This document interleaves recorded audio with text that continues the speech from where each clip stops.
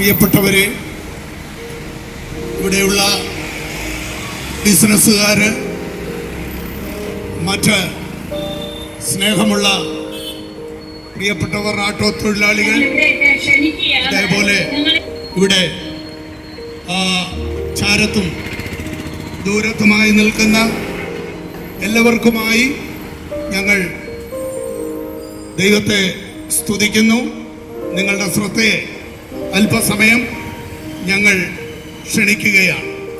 പ്രിയമുള്ളവരെ, നമുക്കറിയാം ചില എലക്ഷൻസൊക്കെ കഴിഞ്ഞു. നമ്മുടെ കോർപ്പറേഷനിലേക്കും പഞ്ചായത്തിലേക്കും മറ്റുമൊക്കെ ഉള്ളതായ എലക്ഷൻ കഴിയുവാനായിട്ട് ഇടയായി.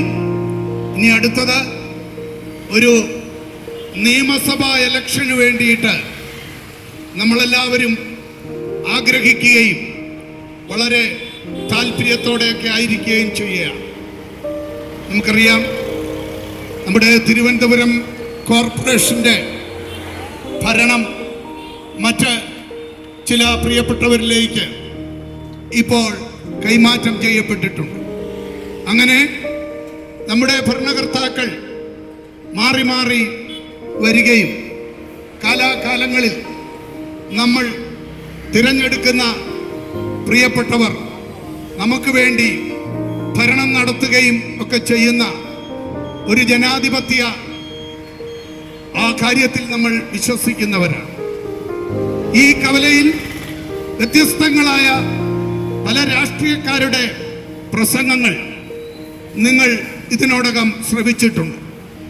എന്നാൽ അതിൽ നിന്ന് വ്യത്യസ്തമായ ഒരു രാജ്യത്തെക്കുറിച്ചും ഒരു നേതാവിനെ കുറിച്ചും പ്രസംഗിക്കുവാനാണ് ഞങ്ങൾ ഈ കവലയിൽ നിൽക്കുന്നത്.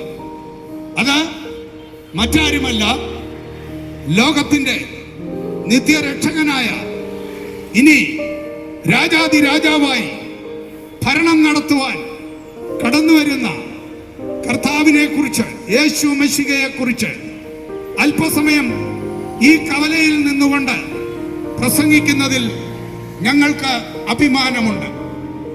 എന്തെന്നാൽ, ഞാൻ നേരത്തെ പറഞ്ഞതുപോലെ ഒരു 4-5 വർഷം ഭരണത്തിലിരിക്കുന്ന ചില പ്രിയപ്പെട്ടവർക്ക് വേണ്ടി, അവർ വിശ്വസിക്കുന്ന രാഷ്ട്രീയ പാർട്ടിക്ക് വേണ്ടി നെഞ്ചും നെറ്റിയും കാണിച്ച് തെരുവീതികളിലൂടെ നടന്ന് പ്രസംഗിക്കുവാനും ഇൻക്ലാബ് സിന്ദാബാദ് വിളിക്കുവാനും മനുഷ്യൻ അവൻ്റെ ചോരയും നീരുമുള്ളതായ സമയം കൊടുക്കുമ്പോൾ ഞങ്ങൾക്കുള്ള സന്തോഷം, ഞങ്ങളുടെ ചോരയും നീരും കാൽവറി ക്രൂശിൽ ഞങ്ങൾക്ക് വേണ്ടി അവസാനത്തുള്ള രക്തവും മുഴു മാനവകുലത്തിനു വേണ്ടിയും ഊറ്റിക്കൊടുത്ത കർത്താവായ യേശു ക്രിസ്തുവിനെ ഉയർത്തി പ്രസംഗിക്കുന്നതിൽ ഞങ്ങൾക്ക് അതിയായ സന്തോഷവും അഭിമാനവുമുണ്ട്.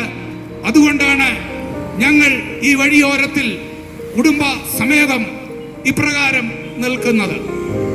ഞാൻ പറഞ്ഞുവല്ലോ, ഒരു കാലത്ത് ഞങ്ങളുടെയും ജീവിതത്തിൽ സമാധാനവും സ്വസ്ഥതയുമില്ലാതെ പരക്കം പാഞ്ഞ് എവിടെ അല്പം സമാധാനം കിട്ടും, എവിടെ അല്പം ആശ്വാസം കിട്ടും എന്ന് പരതി നടന്നവരാണ് ഞങ്ങളായിരുന്ന തത്വസംഹിതകൾക്കോ മതത്തിനോ പോലും ഞങ്ങളെ രക്ഷിപ്പാൻ പലപ്പോഴും കഴിഞ്ഞിരുന്നില്ല.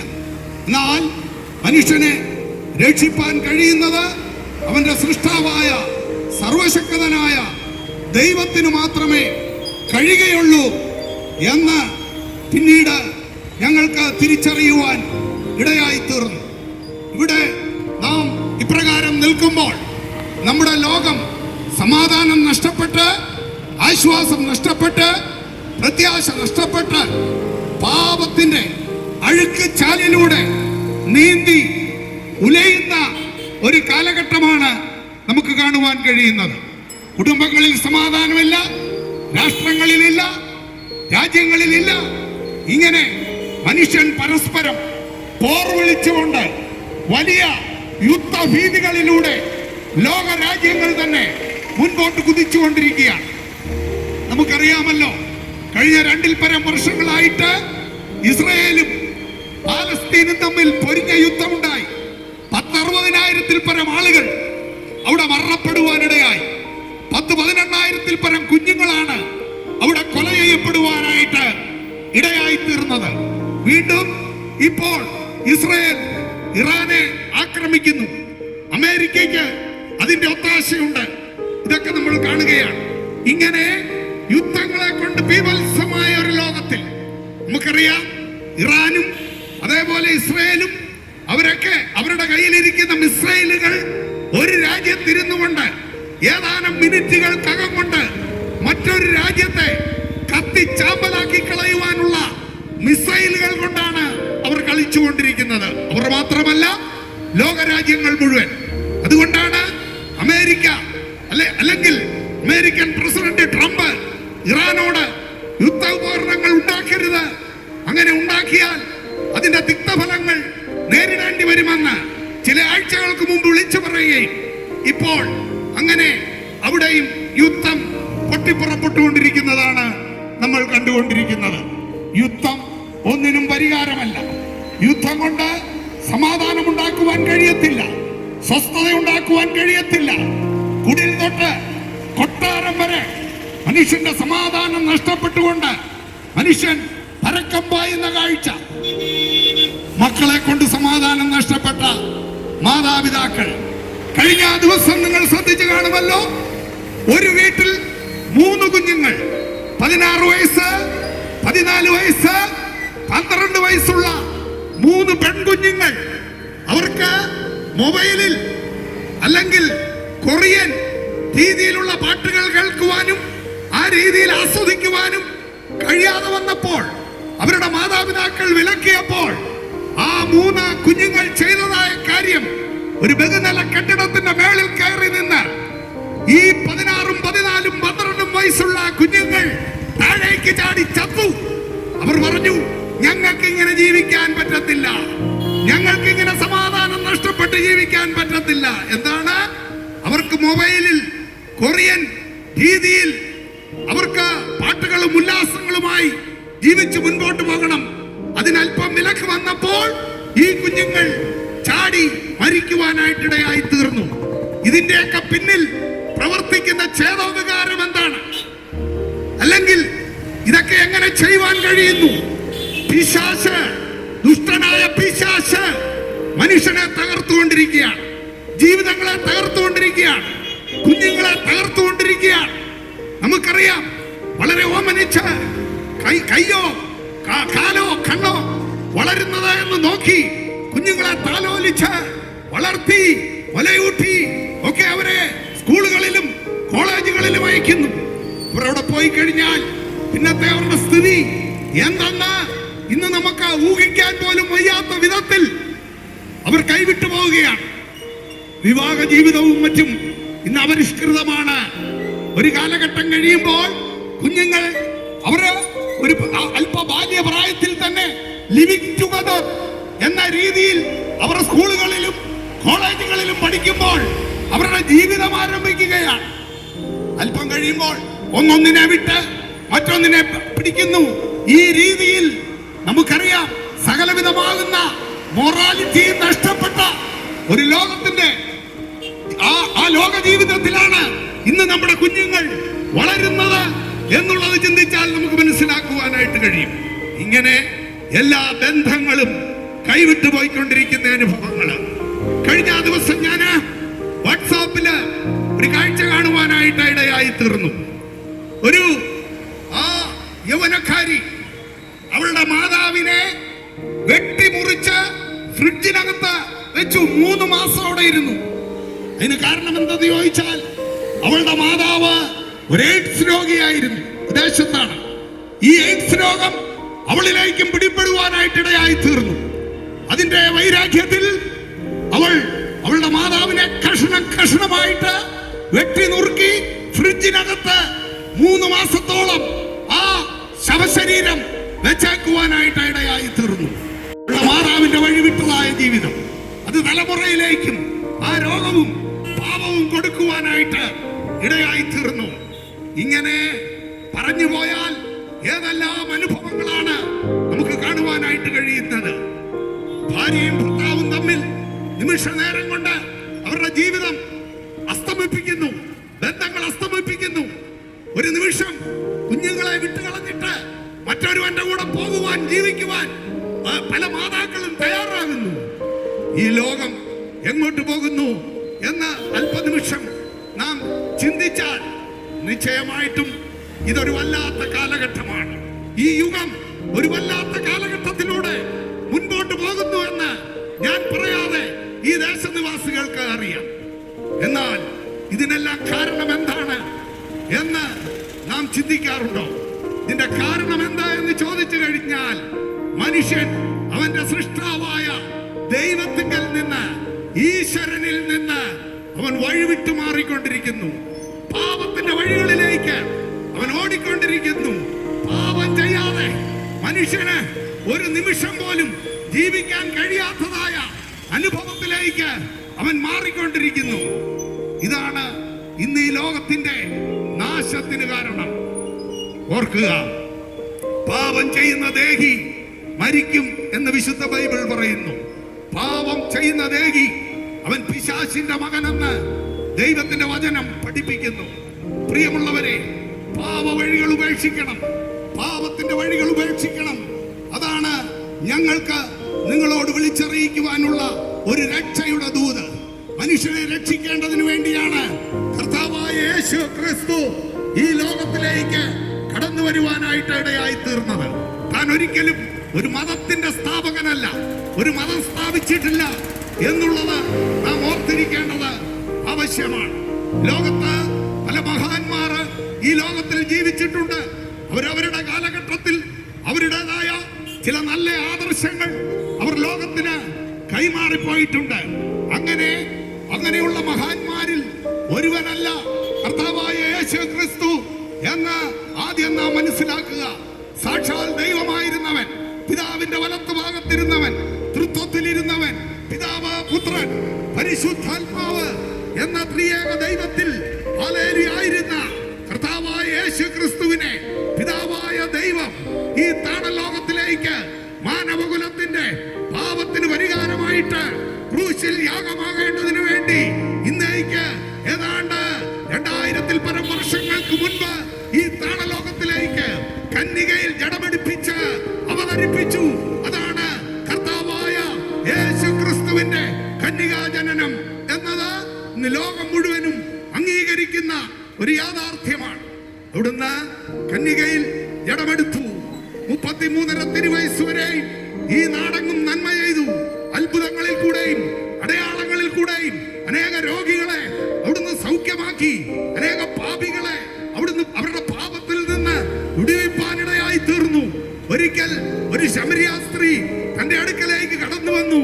അവൾ വെള്ളം കോരുവാൻ ഒരു കിണറിന്റെ അടുക്കലേക്ക് കടന്നു ചെല്ലുമ്പോൾ യേശു കർത്താവ് അവളോട് പറഞ്ഞു, ഈ വെള്ളം കുടിക്കുന്നവനെല്ലാം പിന്നെയും ദാഹിക്കും, ഞാൻ കൊടുക്കുന്ന വെള്ളം കുടിക്കുന്നവനോ ഒരു നാളും ദാഹിക്കയില്ല. അവൾ പറഞ്ഞു, ആ ജലം എനിക്കും വേണം. അവളുടെ ജീവിത ചരിത്രം മുഴുവനും യേശു കർത്താവ് പറഞ്ഞപ്പോൾ അവൾക്ക് മനസ്സിലായി അവളൊരു പാപിനിയാണ്. അവൾ ആ വെള്ളം കോരുവാൻ കൊണ്ടുവന്ന കുടം ആ കിണറ്റിന്റെ അരികെ വലിച്ചെറിഞ്ഞിട്ട് അവൾ പറഞ്ഞു, ഞാനൊരു പ്രവാചകനെ കണ്ടു. പിന്നീട് അവൾ പറഞ്ഞു, അല്ല, അത് മശികയായിരിക്കും എന്ന് പറഞ്ഞ് അവൾ പട്ടണത്തിലേക്ക് ഓടിച്ചെന്ന് ആളുകളെ മുഴുവൻ വിളിച്ചു കൊണ്ടുവന്നു. ആ കർത്താവായ യേശു ക്രിസ്തുവിൽ അവൾ വിശ്വസിക്കുവാനിടയായി തീർന്നു. അവളുടെ പാപ വഴികളിൽ നിന്ന് അവൾ വേർപെടുവാനായിട്ട് ഇടയായി തീർന്നു. അതേ പ്രിയമുള്ളവരെ, ഈ ലോകത്തിന്റെ വെള്ളം കുടിക്കുന്നവനെല്ലാം പിന്നെയും ദാഹിക്കും. ഈ ലോകത്തിന്റെ മദ്യം, ഈ ലോകത്തിന്റെ മയക്കുമരുന്ന്, ഈ ലോകത്തിന്റെ പാപമാകുന്ന സന്തോഷമാകുന്ന വെള്ളം എന്ത് തന്നെയായിരുന്നാലും ഈ വെള്ളം കുടിക്കുന്നവനെല്ലാം ദാഹിക്കും. അവൻ നശിച്ചു പോകും. അവൻ നിത്യ നരകത്തിന് അവൻ അടിമയായി തീരും. എനിക്ക് മുൻപ് ഒരു പ്രിയ സഹോദരൻ പാടിയതായ പാട്ട് നിങ്ങൾ ശ്രദ്ധിച്ചു കാണുമല്ലോ. നരകവാസം ഇങ്ങനെയാണോ, അയ്യോ പുഴുക്കൾ അരിക്കുന്നേ എന്ന് പറഞ്ഞുകൊണ്ട് നരകത്തിൽ കടന്ന് ചുട്ട കോഴിയെ ആ ചുട്ടെടുക്കുന്നത് പോലെ അതിനേക്കാൾ ദയനീയമായ ആ നരകത്തിന്റെ ഒരവസ്ഥ പാപിക്കുണ്ട് എന്നുള്ളത് ഈ തരുണത്തിൽ നാം മറന്നു പോകരുത്. ഓർക്കുക, സകലവിധമാകുന്ന ബന്ധങ്ങളും അസ്തമിച്ച ഒരു ജീവിതം, കഴിഞ്ഞ ചില ദിവസങ്ങൾക്ക് മുൻപ് ഒരു കാഴ്ച, കരളലിയിപ്പിക്കുന്ന ഒരു കാഴ്ച ഇപ്രകാരം കാണുവാനിടയായി. മനുഷ്യർ സ്വസ്നേഹികളായി, വമ്പ് പറയുന്നവരായി, അമ്മയപ്പന്മാരെ അനുസരിക്കാത്തവരായി തീരുന്ന ഒരു കാലഘട്ടത്തിലേക്കാണ് നാം പോയിക്കൊണ്ടിരിക്കുന്നത്. ഇന്ന് മാതാപിതാക്കളെ അനുസരിക്കുന്ന മക്കൾ ഏറിയ പങ്ക് കുറവാണ്. പലയിടങ്ങളിൽ നമുക്ക് കാണുവാൻ കഴിയുന്നത് ഒരു ചെറുപ്രായം കഴിയുമ്പോൾ തന്നെ അവരുടെ സ്വന്തം ഇഷ്ടപ്രകാരം അവരുടെ സ്വന്തം വഴികൾ തിരഞ്ഞെടുത്തുകൊണ്ട് അവർക്ക് ഇഷ്ടമുള്ള പാതകളിൽ ഓടിപ്പോകുന്ന ഒരു സമൂഹത്തെയാണ് നമുക്ക് കാണുവാൻ കഴിയുന്നത്. സ്കൂളുകളിലും കോളേജുകളിലും പല കുഞ്ഞുങ്ങളും അവരുടെ ഇഷ്ടപ്രകാരം മുൻപോട്ട് ഓടിപ്പോകുന്ന അനുഭവങ്ങളൊക്കെ നാം കേട്ടുകൊണ്ടിരിക്കുന്നു. പലയിടങ്ങളിലും പല ആത്മഹത്യകൾ. എന്തിനു പറയുന്നു, ഈ അടുത്ത സമയങ്ങളിൽ എത്രമാത്രം കുഞ്ഞുങ്ങളാണ് ആത്മഹത്യക്ക് ഒരുങ്ങിക്കൊണ്ടിരുന്നതെന്ന് നമുക്ക് മനസ്സിലാക്കുവാൻ കഴിയും. 9ാം ക്ലാസ്സിൽ പഠിക്കുന്ന ഒരു പെൺകുട്ടി രാവിലെ വീട്ടിൽ നിന്ന് ചോറും കെട്ടി ഇറങ്ങിയതാണ്. അവൾ സ്കൂളിലേക്കെന്ന് പറഞ്ഞ് പോകുന്ന വഴിയിൽ ഒരു പാറമടയുടെ അടുക്കലേക്ക് ചെന്ന് അവൾ മരണപ്പെടുവാനായിട്ട് ഇടയായി തീർന്നു. കാരണം എന്തെന്ന് അന്വേഷിച്ചപ്പോൾ അവളുടെ ബാഗിൽ നിന്ന് ഒരു കത്ത് കണ്ടു കിട്ടിയത് ഒരു കൊറിയൻ യുവാവ് താൻ ആത്മഹത്യ ചെയ്തു, അല്ലെങ്കിൽ അവൻ മരണപ്പെട്ടു എന്ന് അറിഞ്ഞുകൊണ്ട് ആ പെൺകുട്ടി അവൾ ആത്മഹത്യ ചെയ്തു എന്നാണ് കേൾക്കുവാനായിട്ട് ഇടയായി തീർന്നത്. നമ്മുടെ ലോകം എവിടേക്ക് പോകുന്നു? മാതാപിതാക്കൾ കഷ്ടപ്പെട്ട് അവരെ അധ്വാനിച്ച് മക്കളെ പഠിപ്പിച്ച് വലുതാക്കി അവരിൽ കണ്ണും വച്ചിരിക്കുന്ന മാതാപിതാക്കൾ പിന്നെ കേൾക്കുന്നത് ദുരന്ത വാർത്തകളാണ്. കഴിഞ്ഞ ദിവസം ആറ്റിങ്ങലിന്റെ പ്രദേശത്തുനിന്ന് 9ാം ക്ലാസ്സിൽ പഠിക്കുന്ന 2 പെൺകുട്ടികളെ കാണാനില്ല. അവർ പോയത് എങ്ങനെയാണ്? യൂണിഫോം ധരിച്ചുകൊണ്ട്. ആ പെൺകുട്ടികളെ കുറിച്ച് അന്വേഷിച്ചിട്ട് എവിടെയാണെന്നോ എന്താണെന്നോ ആർക്കും ഒരു അറിവുമില്ലാത്ത ഒരു അനുഭവമാണ്. ഇന്ന് 3-4 ദിവസമായി ആ പെൺകുട്ടികളെ കുറിച്ച് അന്വേഷിച്ചു കൊണ്ടിരിക്കുന്നു. അവരെ കാണുവാൻ കഴിയുന്നില്ല. മാതാപിതാക്കളെ, നിങ്ങൾ എത്രത്തോളം ആ കുഞ്ഞുങ്ങളെ ഓർത്ത് വ്യസനിക്കുന്നുണ്ടെന്ന് ഞങ്ങൾക്ക് മനസ്സിലാക്കുവാൻ കഴിയും. എന്നാൽ ഇന്ന് അനുസരണമില്ലാത്ത തലമുറ എന്തുകൊണ്ട് ഇങ്ങനെയൊക്കെ ആയി തീരുന്നു എന്ന് ചോദിച്ചാൽ, മനുഷ്യർക്ക് ദൈവഭയമില്ല, അവർക്ക് മനുഷ്യ ഭയമില്ല. ലജ്ജയായതിൽ പലപ്പോഴും അവർക്ക് മാനം തോന്നുന്ന അനുഭവങ്ങൾ. പണ്ട് കാലങ്ങളിൽ നാം നോക്കുമ്പോൾ കുടുംബങ്ങളിൽ മാതാപിതാക്കൾ, മക്കൾ, അതുപോലെ തന്നെ വാർദ്ധക്യത്തിലുള്ള അവരുടെ മാതാപിതാക്കൾ, വലിയൊരു കൂട്ടുകുടുംബത്തെ നമുക്ക് കാണുവാൻ കഴിയും. അന്നൊന്നുമില്ലാത്ത രീതിയാണ് ഇന്ന് നമുക്ക് കാണുവാൻ കഴിയുന്നത്. എവിടെ നോക്കിയാലും അമ്മയും അച്ഛനും കൂടിപ്പോയാൽ 2 മക്കൾ, അതിൽ കൂടുതൽ ഇല്ല. എന്നാൽ ഇവര് ഒറ്റയ്ക്കായിരിക്കുമ്പോൾ പല പ്രവൃത്തികളും ഇന്ന് നമുക്ക് നോക്കുമ്പോൾ മീഡിയകൾ അനേക കാര്യങ്ങൾ അതിൽ നിന്ന് കുഞ്ഞുങ്ങൾ മനസ്സിലാക്കുന്നു. മാതാപിതാക്കൾക്ക് പോലും കണ്ടുപിടിക്കുവാൻ കഴിയാത്ത പല കാര്യങ്ങൾ മൊബൈൽ ഫോണിൽ കൂടി ചെറുപ്രായത്തിൽ തന്നെ, കുഞ്ഞുങ്ങളായിരിക്കുമ്പോൾ തന്നെ അവർ കണ്ടു പഠിക്കുന്നുണ്ട്. എന്നിട്ട് അതവർ ജീവിതത്തിൽ പ്രായോഗികമാക്കുന്ന അനുഭവങ്ങളാണ് കണ്ടുകൊണ്ടിരിക്കുന്നത്. അതുകൊണ്ട് അവർ ആരെയും അനുസരിക്കുന്നില്ല. അവർക്ക് ദൈവത്തെ വേണ്ട. ദൈവത്തെ കൂടാതെയുള്ള ജീവിതം നയിച്ചുകൊണ്ട് അവർ മുൻപോട്ട് പോകുന്നത് നമുക്ക് കാണുവാനായിട്ട്. സൗഖ്യം വേണമോ, ആത്മജ്ഞാനം വേണമോ, നിത്യസൗഖ്യം വേണമോ, രക്ഷിതാവിനരികിൽ നീ വാവാ, യേശുവിൻ അരികിൽ നീ വാവാ, രക്ഷിതാവിനരികിൽ നീ വാവാ, യേശുവിൻ അരികിൽ നീ വാവാ. പണം കൊടുത്തു പലതും നേടും മനുഷ്യ, നീ പണം കൊടുത്താൽ ഉലകിലെന്നു വാഴുമോ?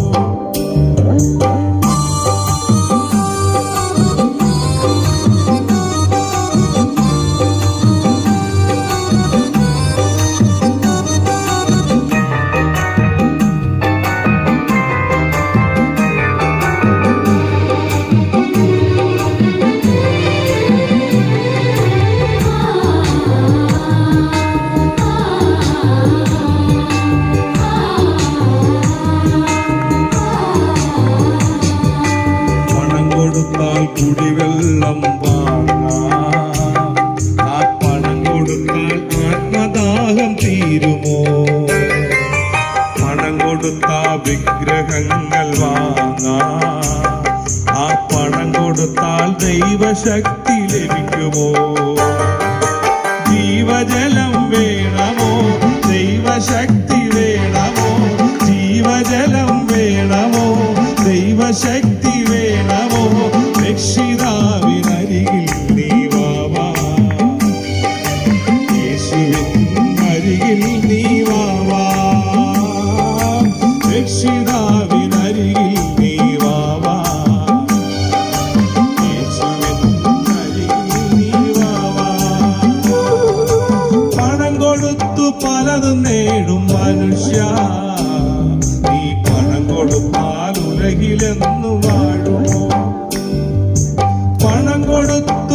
സർവതും നേടും മനുഷ്യ, നീ പണം കൊടുത്താൽ ഉലകിലെന്നു വാഴുമോ?